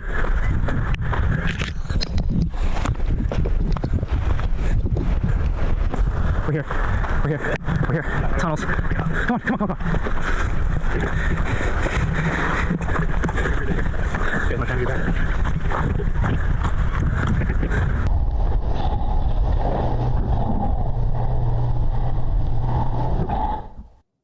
Note the two electrical boxes on the wall. The footage you are about to see is from the YouTube channel We Are Change. That was shot in October of 2019, not only after Epstein's death but also after the FBI raid. Discovered with, of course, many people assuming that there was caves and underground facilities at this island, that these kind of green little doorways were entrances to them. We actually walked inside of them and they were not entrances and looked like electrical rooms. Now, Where's the boxes at? Notice the electrical work that was being done in this cement utility shed months after Epstein had ever even been on the island. Why was this changed? The shed has been there for years. What appears to be a fuse box and transformer is humming due to high voltage mains. What was the need to run a discrete electrical shed on one of the farthest sides of the island? Furthermore, why was it changed between...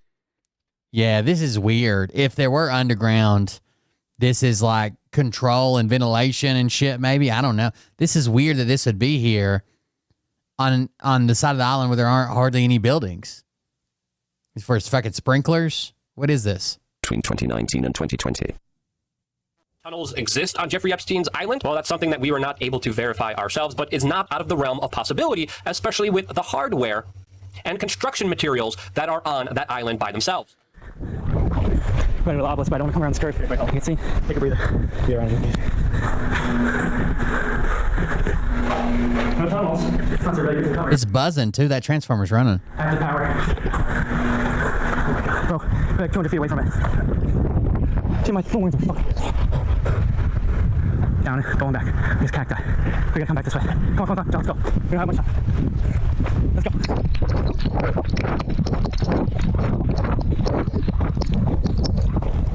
We're gonna come up this way. Yeah, let's go. We gotta cut. Come on. We can see the main road from here. There's no parts. Let's go, we gotta go. Gotta move, baby. Alright, you're right. Like a doomsday bunker? Sure, but that's still underground. Motherfucker, we did it. I think they were underground something here. Motherfucker, we did it. J.E. Bunkers or fucking sex dungeons? I don't know. We did it. We did it.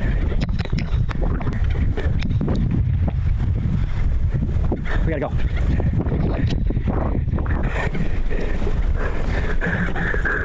There's something covered in the center. Hey, check.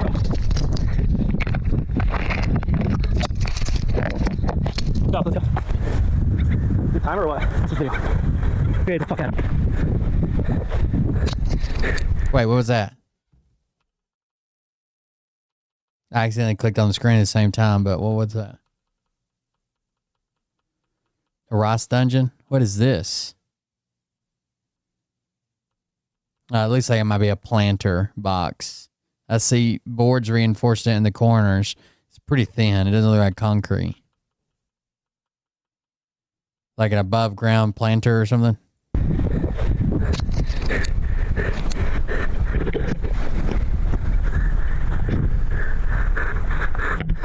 Check the road, check the road. Check the road.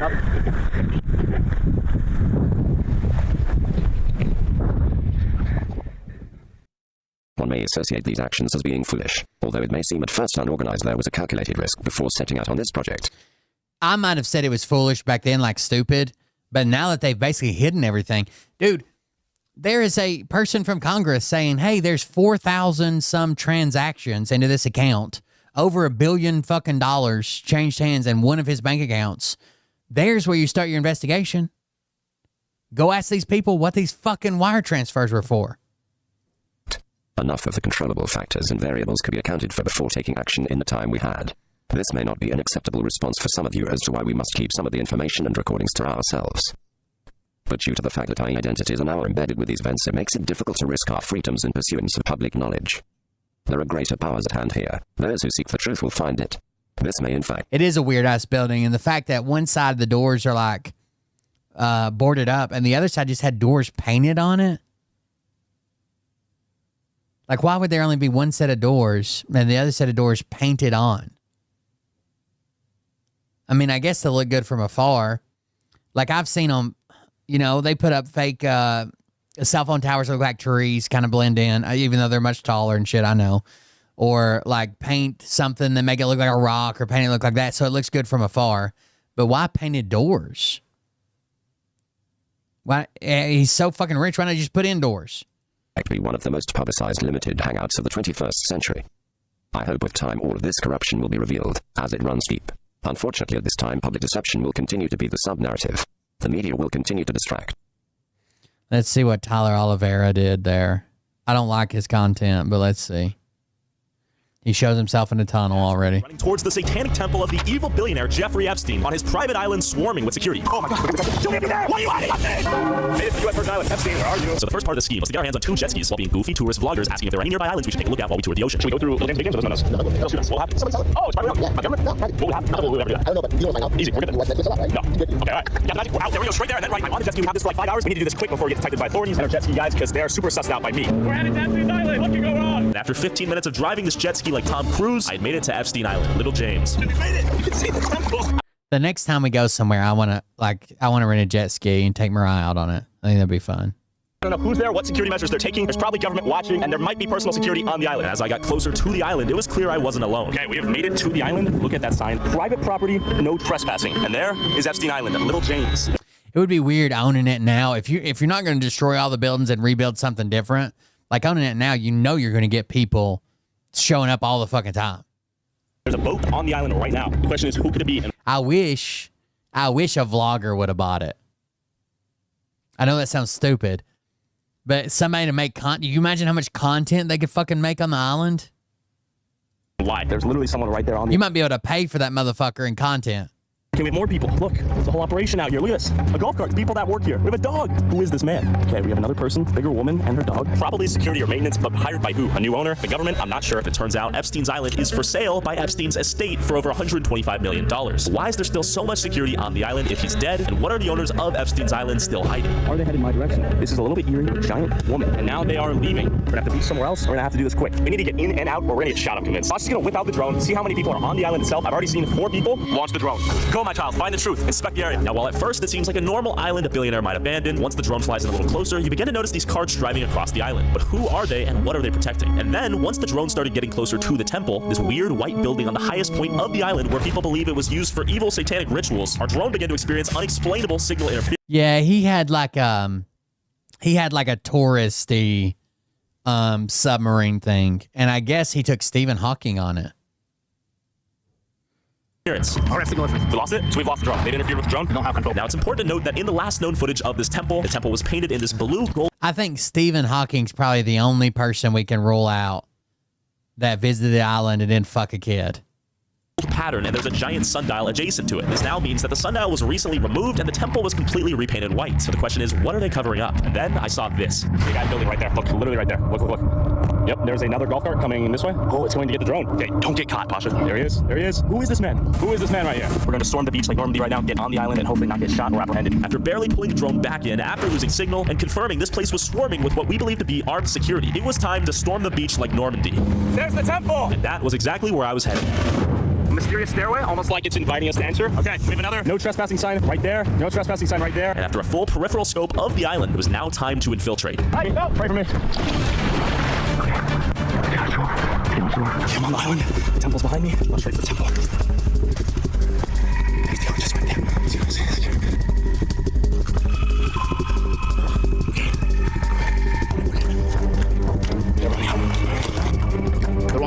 I made it to the beach undetected, and I was headed towards the temple. Now, with this temple as the source of the signal interference, it was only logical that there might be something hiding there waiting for me to find. And keep in mind, this is a rough map of the island, and right now I'm here, and this is where I'm headed, forcing me to essentially sneak up a cliff to hopefully avoid security. Don't get arrested. Jesus. Using all the skills I learned. Maybe take off the bright green fucking jacket. Right now, I'm atop the hill. We've not been detected yet, which is surprising. There's a drone in the air. There's Tyler.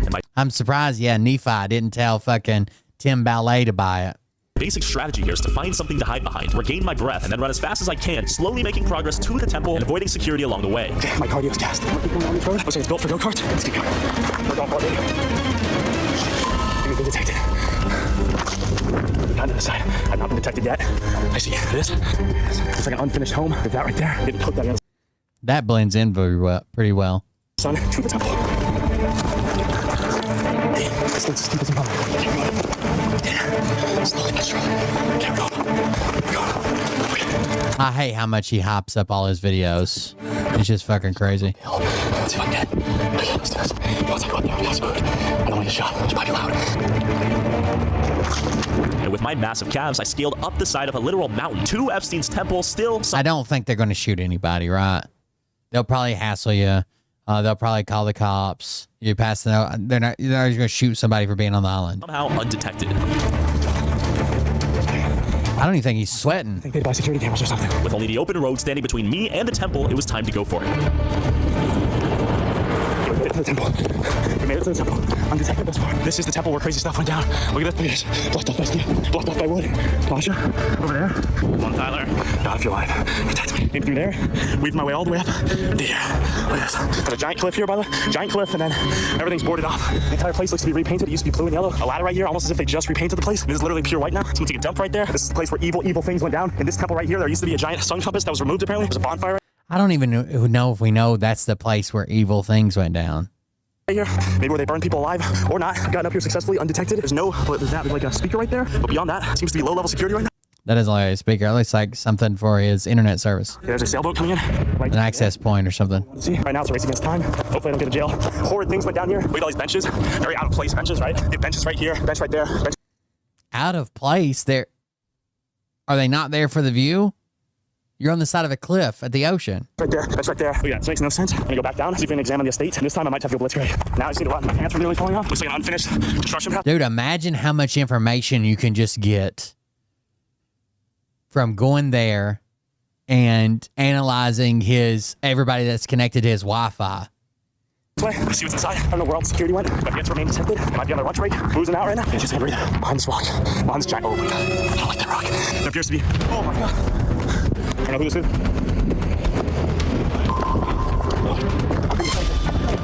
I'm running. I'm running. I'm running. I'm running. He's not fast enough. I'm fast. He waved at him. As I ran away from security, I saw this. Oh no. They got me. I need to run. I need to run. Now security was right behind me going full speed in my direction. Oh no.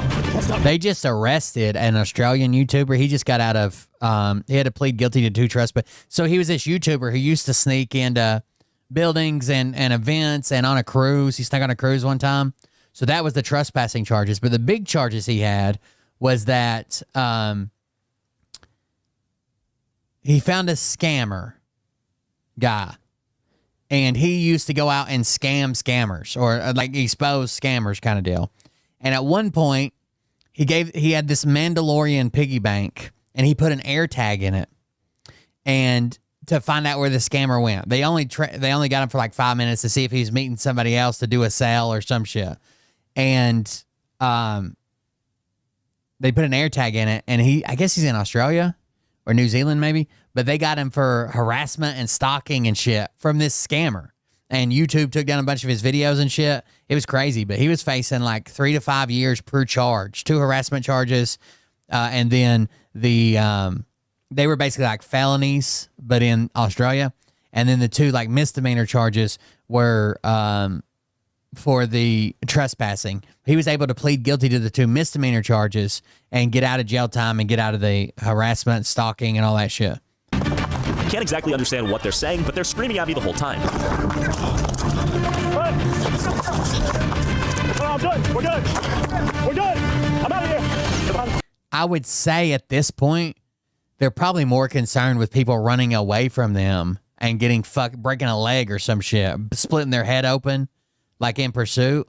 The same way that like cops don't pursue like motorcycles that run. They probably get this all the time. They have to run people off and tell them like you're not allowed here. These guys are probably making like fucking $10 an hour from a local island to play security guard. They're not out here killing people or putting a sack over their head and you never see your family again. Like, come on. They probably don't want you running away just because you're running down the side of a cliff. We made it down here. Once we get to the beaches, we're good. A brand new pool, right? We see this? Security behind me. And now as fast as you know. And again, it's got a new owner. That guy probably doesn't want people all over it either. We're training for this thing. As I begin to run away, Pasha notices this, pulls the drone in, and begins zooming over on his jet ski to pick me up, right as I unknowingly approach a cliff. And at this moment, it looked like I had no choice but to jump. That's sliding on your ass. I don't know if that's jumping. Going into the water. Pasha needs to pick me up. jumped off a cliff. Okay, man, there's a lot of beauty. You have to apprehend me. I'm swimming as fast as I can. Wait for Pasha to pick me up. Come on, Pasha. Shoot me if you dare! I'm in international waters! What are you hiding, Epstein? That's a little much. What are you hiding? They're not even there, right? They're not. Shoot me if you dare! I'm in international waters. Hey, what are you hiding? Wait, no, Pasha, get away. There's Pasha with the jet ski. There's my getaway jet ski. We're getting out of here. All right, we're making out. Need a tip. All right, easy. They thought they could get me. Go, go, go, go. We escaped with all the footage. Untouched. Ivory there. You suck. But as we zoomed back and made our way to the airport, I saw this. I think we're being followed by a Fed right now. And then it just happens to cut off. Damn it. They almost had him. God damn. I hate Tyler Oliveira more than a lot of people. Okay. More than a lot of people for sure. Whatever. All right, guys. That's it. It's 1 a.m. Thank you guys for joining us. Thank you for being here. I don't know what tonight's show was, but we stuck it through. Okay. Thank you guys for joining us. Thank you for being here, hanging out with me. I appreciate it. Support the show if you want to at coldbread.fund. That would help us pay the bills around here. I might be on a panel show on Monday. I'm not sure yet, but we'll see. Thank you all. Have a good night. We'll see you on the next one. Love you. See you. Bye. Fuck Tyler Oliveira. But I can tell you this about if this douchebag happens to see this particular show, you don't have the fork and balls to call out the people on this planet by name and tell them exactly who they are and tell them the rest of Dude, I was watching a video of this balls. Guy named Mike Patey. I've seen some of his airplane videos that he just built a house. And his house is like, I think it's in Colorado or Utah. It's Colorado, I think. But it's like near a river, so they wouldn't let him put a pool in his backyard. So he put a pool on his roof of his house that he built, like a hotel rooftop pool. But one section of it is 24 foot deep because he likes to like scuba and free dive. So it's like it's on the third story of his house, but the deep section of the pool, which is like a perfect circle, goes all the way down to the ground floor.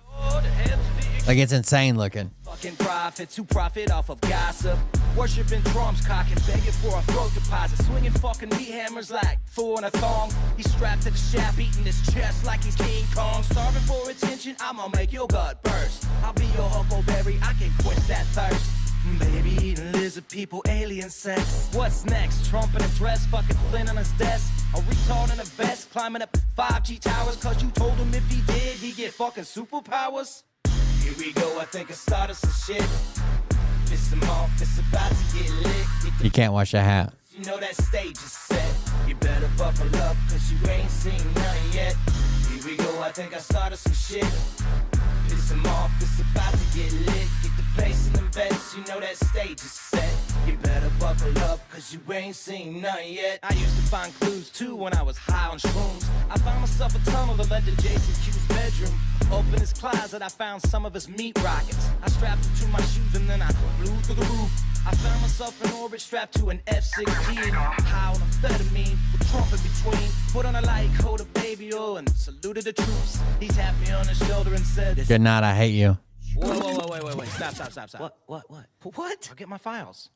What are you doing?